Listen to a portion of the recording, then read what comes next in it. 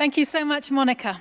So, as your third host, on behalf of the Green Party of England and Wales, it is an enormous pleasure to welcome you all to Liverpool, to the Global Greens and to the European Green Congress.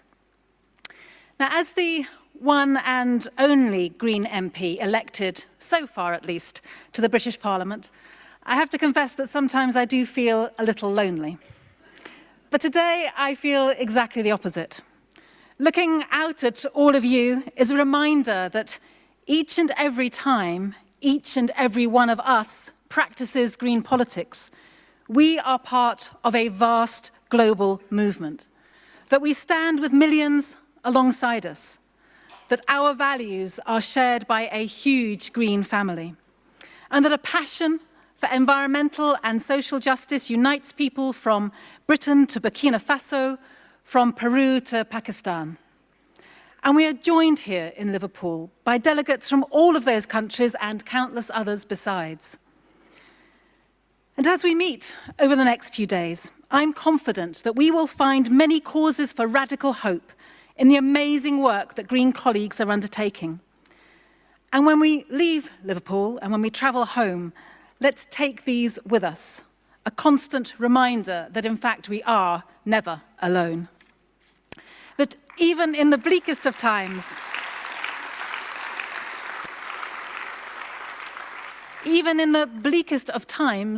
hope persists. Hope not as some kind of warm, fuzzy feeling, but of something much, much stronger. What Rebecca Solnit calls an axe you break down doors with in an emergency. Here in Britain, hope is behind our renewed commitment to healing the divisions laid bare by the EU referendum. As you know, just 24 hours ago, our Prime Minister triggered Article 50. And overnight, every crisis has become even more acute, particularly the one facing our environment. The planet is burning, and we are walking away from the cooperation and the urgency that ought to be the rational response. But Theresa May has no mandate to scrap environmental protection. She has no mandate for this government's ideologically driven anti-immigration extreme Brexit.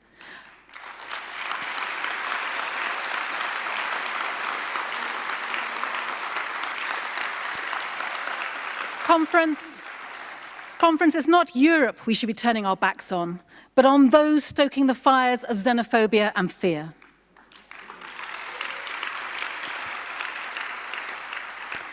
Yet our Prime Minister is effectively driving us off the cliff edge with no regard for the lives of EU citizens living here, or indeed for British citizens living in the EU.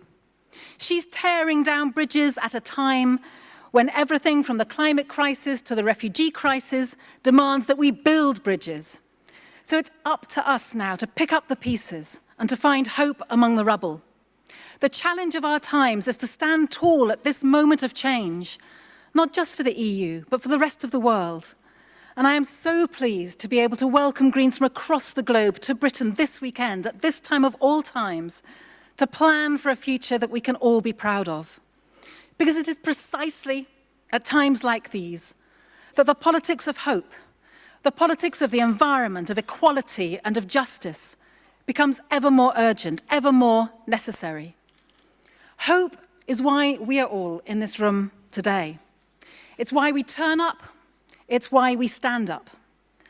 And the politics of hope isn't just some kind of blind optimism.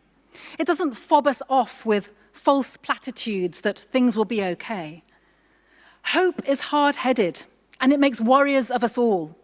Hope radiates the energy we need for our struggle. It's grounded in analysis of how to make the desirable first feasible and then achievable. It's what Patrisse Cullors, one of the founders of Black Lives Matter, explains as being behind collective action to build collective power, to achieve collective transformation. So the politics of hope lights a candle rather than curses the darkness. And when it feels like the darkness is overwhelming, we light another candle and another candle. We actively look for others lighting the way with us, and we actively find ways to build unity and common cause. We defy the politics of hatred that would divide us and bring us down. And just by doing that alone, we become positive examples of the change we need to see. And just as those who inspire us may never know the effect they've had, nor can we ever know all those who might be moved by the actions that we take. When we literally lay down our bodies on the line to physically resist the fracking industry or the builders of roads and dams, when we use our wheelchairs to block inaccessible buses, when we protect trees, when we defend people's homes and their dignity, when we are doing any of these things, we aren't just trying to shape the here and now. We are also writing a new history for our planet and the people that inhabit it.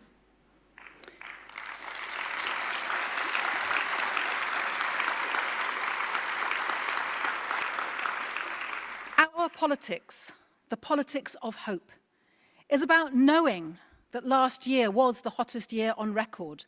It's about knowing that the future of our planet is at risk and yet not giving up, because we owe it to the generations that precede us and those to come. And because the politics of hope knows that there is always a choice, and with the right political will, the right choices can be made. So, conference, the politics of hope is fierce and it's colourful. It rages and it endures. It is in this room and it is wherever we choose to take it. It is ready. It has always been ready. And if we are ready too, then the power of together means the politics of hope is only going to get stronger. Thank you.